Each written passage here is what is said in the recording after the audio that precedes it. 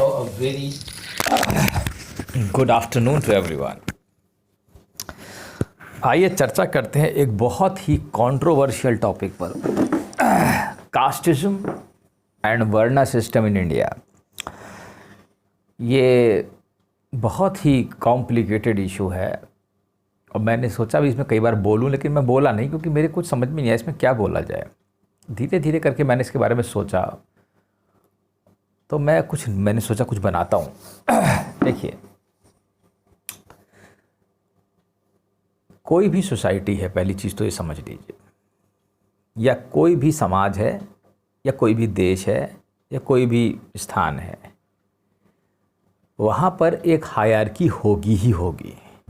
हर समय एक राजा होगा, कुछ मंत्री होंगे, कुछ अधिकारी होंगे और कुछ प्रजा होगी। ये एक नेचुरल सिस्टम है। सब एक जैसे कहीं होते ही नहीं हैं और हो भी नहीं सकते। सब एक ही जैसे कभी बनाते ही नहीं भगवान, ऊपर से बन के ही सिस्टम ऐसा आते हैं। हम सब ऐसे ही बन के आए हैं, ठीक है। जहाँ तक कास्टिज्म की बात है, हमारे देश में 5000 कास्ट हैं। 4 वर्ण, सुपर कास्ट, जो ब्राह्मण, क्षत्रिय, वैश्य और शूद्र, वो तो एक अलग सिस्टम है, दैट इज़ वर्ण सिस्टम, ठीक है, या सुपर कास्ट। लेकिन हमारे देश में वैसे कुल मिला जुला करके कुछ में कहते हैं कि 3000 या 3500 कास्ट हैं और 25000 सब कास्ट हैं। समझ रहे हैं? मतलब इतनी ज़्यादा, इतना ज़बरदस्त सिस्टम तो कोई तैयार करने में भी, कई जिसने विचार भी किया होगा बनाने का, बहुत ही ज़बरदस्त सोच रखी होगी कि इतनी सारी कास्टों को बनाया भी कैसे जाए, इतने नाम कैसे रखे जाएं कास्टों के। 25000 बहुत मायने रखते हैं, इतने नाम सोचने के लिए भी समय चाहिए। खैर, देवी सप्तशती में कहा गया है कि या देवी सर्वभूतेषु जाति रूपेण संस्थिता, नमस्तस्यै नमस्तस्यै नमस्तस्यै नमो नमः। पहले तो हमारा कंसेप्ट एकदम क्लियर होना चाहिए कि जाति खुद देवी हैं, खुद एक पूजनीय चीज़ है, कोई भी जाति हो। क्योंकि जब देवी दुर्गा सप्तशती में खुद ही ये कह रही हैं कि या देवी सर्वभूतेषु जाति रूपेण संस्थिता, जब देवता देवी की स्तुति करते हैं तो वो जाति के रूप में अवस्थित होती हैं, तो जाति देवी स्वयं हैं। तो हम देवी, हम कोई भी जाति हो तो हमें उसकी रिस्पेक्ट करनी ही चाहिए और करनी ही पड़ेगी। कोई सुपीरियर या इन्फीरियर जाति जैसी कोई चीज़ नहीं होती। केवल कर्मों के आधार पर इसको बांटा गया था, लेकिन ये सिस्टम रिजिड कर दिया गया और इसको अब हेरिडिटरी कर दिया गया। इसमें यही सबसे बड़ा फ्लॉ है। और मेरा मानना है कि इसे हेरिडिटरी नहीं होना चाहिए, इसे कर्म के आधार पर होना चाहिए। जो जैसे कर्म करेगा उसे वैसे माना जाएगा, ठीक है। अब इसमें क्या है कि इसमें बहुत सारे कंसेप्ट्स हैं। उधर भगवान गीता में कह रहे हैं चतुर्वर्णामया सृष्टा गुणकर विभागस्य। अब ये 4 गुणों से मैंने ये बनाए, इसमें सर से ब्राह्मण हुए, यहाँ से क्षत्रिय पैदा हुए, वैश्य हुए, शूद्र हुए, पैरों से। अब इसमें भी लड़ाई चल रही है। अरे मैं तो ये कह रहा हूँ कि अगर भगवान के किसी भी हिस्से से मैं हुआ हूँ तो बहुत बड़ी बात है, ठीक है। अब उसमें भी व्हाट्सएप में अगर आप देखो तो उसमें भी युद्ध चल रहा है। खैर चलिए, ये हमारे समाज की विडंबना है कि हमारा ऐसा अद्भुत समाज है, कोई दिक्कत नहीं है।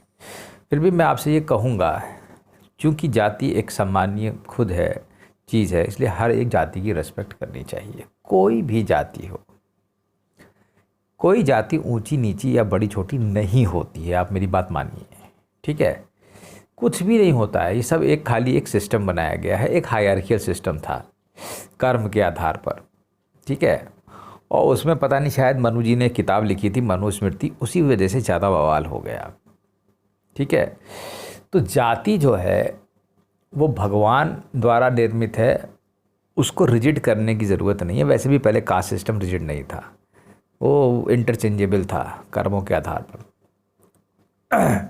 अब चूँकि समाज इतना ज़्यादा बटा हुआ है और इससे हमें बहुत नुकसान हो रहा है, और रही सही कसर हमारी पॉलिटिकल पार्टीज़ जो कास्ट के नाम पर ही पार्टियां बना देती हैं, तो उनकी गलती नहीं है भाई। उनकी क्या गलती, वो बनाती हैं क्योंकि हमारे यहाँ लोग नहीं पढ़े लिखे हैं। और दूसरी चीज़ है, हमारे यहाँ गरीबी, देखिए हमारे यहाँ कास्ट सिस्टम के फैलने का कारण गरीबी बहुत बड़ा कारण है, ठीक है, बहुत बड़ा कारण है। अगर लोग पढ़ लिख जाएं तो ये कास्ट सिस्टम पूरा पढ़ लिख जाएं, सब भाई अच्छे से, खाली ABCD ने जाने, एजुकेटेड हो, दिमाग से खुले हों, तो उसका फ़ायदा है, ठीक है। तो ये अपने आप ही धीरे धीरे करके, वैसे भी ये ख़त्म हो ही रहा है, आप देख रहे हैं धीरे धीरे करके हर एक वर्ण में शादियाँ हो रही हैं। मेरे आसपास ही कितने सारे लोगों ने, अलग धर्मों में जानने वालों ने कर ली, कुछ ने किसी से कर ली, किसी ने नीचे ऊंचे से कुछ मतलब नहीं, सब ने अपने अपने हिसाब से कर ली, कहीं ऊंचे ने नीचे से कर ली, कहीं नीचे ने ऊंचे से कर ली, उससे कोई फ़र्क नहीं पड़ता, ठीक है, कोई कास्ट किसी से कर ले। और बहुत सारों ने किया भी ऐसा है, मेरे साथ ही बहुत सारे उदाहरण हैं, तो मुझे ऐसा नहीं लगता है।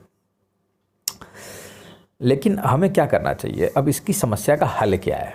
देखिए समस्या तो हम सब जब जान ही रहे हैं, क्योंकि ये मनुष्य का स्वभाव है कि वो अपने आप को ऊंचा समझता है कोई जाति। जैसे आप फेसबुक में किसी को देखेंगे, लिखा होगा ठाकुर फलाना, बड़े गर्व से लोग अपनी जातियाँ लिख रहे हैं उसमें, ब्राह्मण, पंडित, ये मतलब इनको कुछ आता जाता नहीं है, वही गंवार है। मतलब अगर आप किसी की फेसबुक प्रोफाइल उठाएं और ऐसा लिखा हो ब्राह्मण, तो ही इज़ अ गंवार, actually he does not know anything.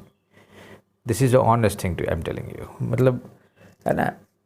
But मतलब ये एक बिना सेंस के लोग हैं, इतने ज़्यादा लोग हैं, अभी अनुभव भी नहीं है, हम लोग हैं भी बहुत ज़्यादा, 130 करोड़ हैं, तो हम कहाँ तक इसको समझाते रहें, ठीक है।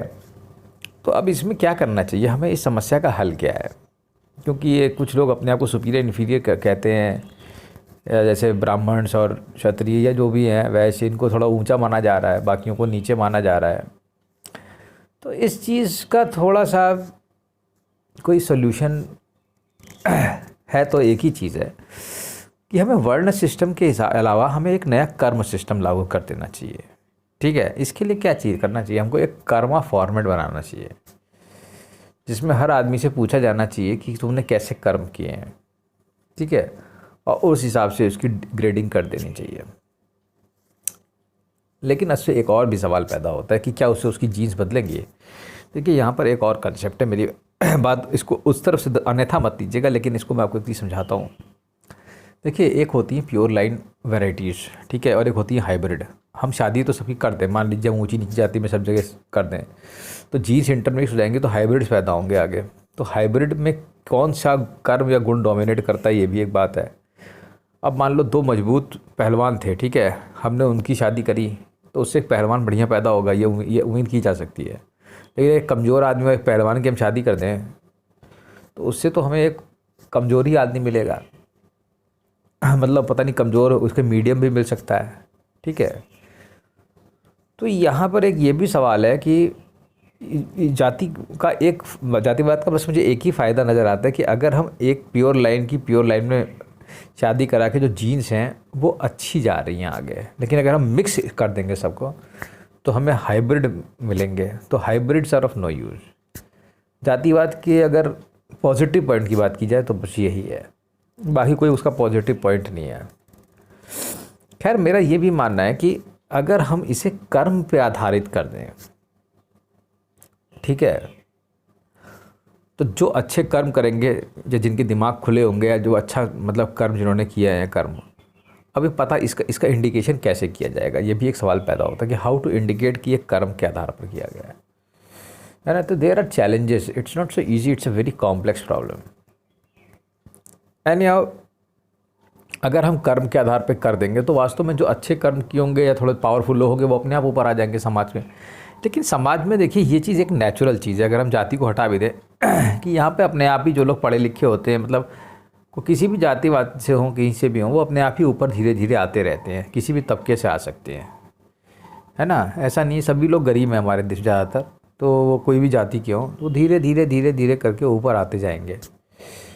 जहाँ तक डिस्क्रिमिनेशन की बात है जाति के आधार पर, ये बहुत ही गलत है और मैं इसकी भरसक निंदा करता हूँ जितनी भी हो सकती है। जैसे कि खाने के लिए ये खाना नहीं छुएंगे, देयर आर प्रॉब्लम्स, मैं खुद भी देख रहा हूँ, खाना इनको नहीं देंगे या खाना इन्होंने छू लिया तो हम नहीं खाएंगे। तो ये क्या है, ये तो खैर वहाँ की चीज़ें हैं जहाँ पे बहुत कम अनपढ़ लोग हैं, जहाँ पर जो लोग कम पढ़े लिखे हैं कि इनका हाथ का खाना नहीं खाएंगे, ये सब इन सब चीज़ों का कोई मायने नहीं है, मैं आपको साफ बता देता हूँ।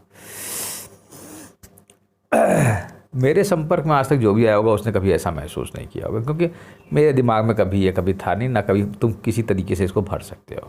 मैं सीधे तुमसे कहता हूँ, मेरे दिमाग में कभी नहीं आ सकता, क्योंकि मैं तो जानता हूँ आदमी वर्ण है ही नहीं। अष्टावक्र कहता है कि आदमी वर्ण है ही नहीं, आदमी आत्मा है। तू वर्ण है ही नहीं। जब मैं कोई वर्ण ही नहीं हूँ, मैं ब्राह्मण थोड़ी ना हूँ, मैं तो एक आत्मा हूँ। मैं एक जगह गया, मैं आपको सही बताता हूँ, मेरी एक ट्रेनिंग चल रही थी, ठीक है, लखीमपुर में। तो उन्होंने मेरा इंट्रोडक्शन पूछा, तो मैंने कहा मैं एक आत्मा हूँ। मैं आपको लिटरली बता रहा हूँ, और ये सही बात है, आत्मा का कोई वर्ण नहीं होता। जैसे कोई सेक्स नहीं होता वैसे ही कोई वर्ण भी नहीं होता। तो अब देखिए, मैं पूरा प्रयास करूँगा अपनी ओर से कि इस कोई मसले का कोई हल निकले, लेकिन अब मैं कर पाता हूँ कि नहीं ये अलग बात है, ये भगवान की इच्छा है। लेकिन यह है कि धीरे धीरे करके जैसे लोग पढ़ेंगे लिखेंगे तो वैसे वैसे ये सब समस्या अपने आप ही हल हो जाएगी। मैं आपको ऑनेस्टली बता रहा हूँ, इसमें कोई ऐसी चिंता की बहुत ज़्यादा बात नहीं है। और आखिरी में क्या होता है, सिस्टम अपने आप ही अपनी समस्या का हल निकालता है। सिस्टम की एक आदत होती है, ठीक है। तो कोई ऐसी घबराने की बात नहीं है। लेकिन मैं फिर भी कहूँगा, you should respect every caste, every person, and you should not discriminate on basis of उसकी which caste it belongs to, and never look down upon anybody, because you never look, क्योंकि तुम्हारी आंखों में शूल घुसे हैं, इसलिए तुम कभी सही से नहीं देख सकते हो, ठीक है। तो रेस्पेक्ट करिए, सबकी इज्जत करिए और आराम से जीवन बिताइए। और ये जो फेसबुक व्हाट्सएप में जो चैट्स होती है ना जातिवाद से संबंधित, इन सब पे भाग मत लो। ये सब बेकार है, कूड़ा है सोशल मीडिया, मैं तुम्हें बता रहा हूँ, जिसमें से कूड़ा भरा। उसमें अच्छी चीज़ें भी हैं लेकिन बहुत कम है। इंटरनेट में अच्छी चीज़ें भी बहुत सारी अवेलेबल हैं, वो देखो, ठीक है। अब ये तुम्हारे ऊपर है, तुम क्या देखते हो। ये भड़काऊ चीज़ें सुन करके, क्योंकि आप कम पढ़े लिखे होते हैं, आप भड़क जाते हैं जाति के नाम पर या धर्म के नाम पर। इन सब चीज़ों को छोड़िए और कुछ अच्छा सोचिए, कुछ अच्छा समाज बनाइए, कुछ अच्छी ग्रोथ हम लोग करें, सब लोग देश कुछ आगे बढ़े, ठीक है। चलिए, थैंक यू।